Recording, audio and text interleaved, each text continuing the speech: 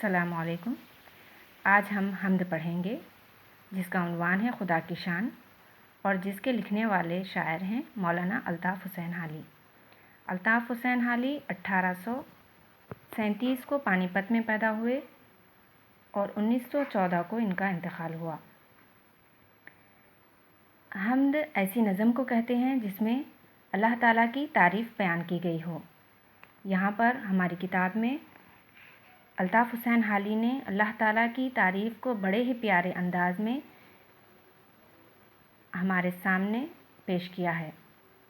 कहते हैं, ऐ ज़मीं आसमां के मालिक, सारी दुनिया जहां के मालिक, तेरे कब्ज़े में सब खुदाई है, तेरे ही वास्ते बड़ाई है।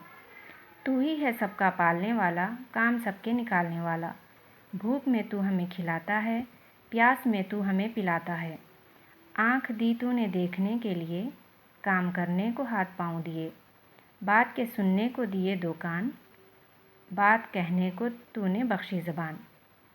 शायर यहाँ कहता है कि ये तमाम कायनात का पैदा करने वाला, चाहे वो ज़मीन हो, चाहे वो आसमान हो, चाहे वो हमारी दुनिया हो, चाहे जहाँ हो, जहाँ भी दुनिया ही को कहते हैं, तमाम का पैदा करने वाला, तमाम को बनाने वाला सिर्फ़ और सिर्फ अल्लाह है।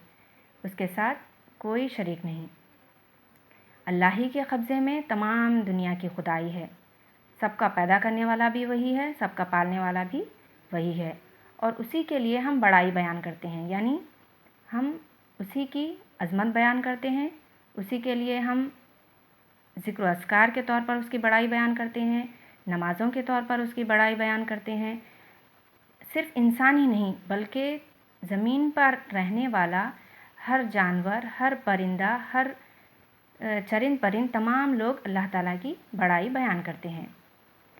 तू ही है सबका पालने वाला। शायर यहाँ कहता है कि सबका पालने वाला भी अल्लाह ताला ही है, क्योंकि उसने तमाम जहां को बनाया है तो तमाम का पालने वाला भी वही है। उसके साथ पालने में कोई उसी का शरीक नहीं। और जब हम किसी मुसीबत में पड़ जाते हैं तो हमारे काम बनाने वाला भी वही है। जब हम भूखे हो जाते हैं तो वो हमें खिलाता है। उसके अलावा कोई ऐसी हस्ती नहीं जो हमारी भूख को मिटा सके।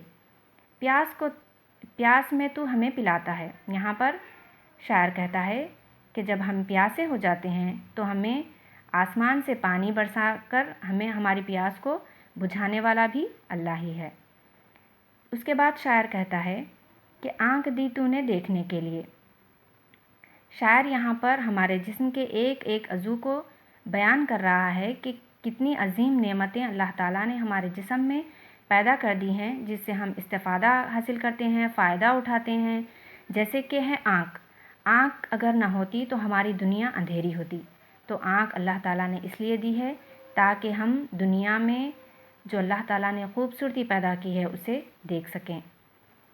काम करने को हाथ पाँव दिए। जब हम दुनिया में पैदा हो चुके हैं तो हमको काम करने की ज़रूरत पेश आती है। हमें हमारे काम पूरे करने पड़ते हैं। तो अल्लाह ताला ने हमें हाथ पाँव दिए ताकि हम अपने कामों को पूरा कर सकें। बात के सुनने को दिए दो कान, यानी कान भी अल्लाह ताला की नेमत है। इतनी बड़ी नेमत, अगर किसी के पास कान ना हो या कोई सुन ना सकता हो तो उसकी दुनिया जो है ना बहुत ही वीरान हो जाती है। वो कोई बात सुन नहीं सकता। ये एक एक अज़ू यहाँ पर शायर बताता है कि हमारे जिस्म का एक एक अज़ू, एक एक हिस्सा इतना कीमती है कि इसका नेमुल बदल कोई चीज़ नहीं हो सकती।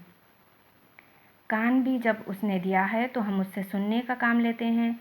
बात के करने को, हमारे दिल में जो बातें आती हैं, हमारे जहन में जो बातें आती है, उसको ज़ाहिर करने के लिए अल्लाह ताला ने ज़बान बख्शी है।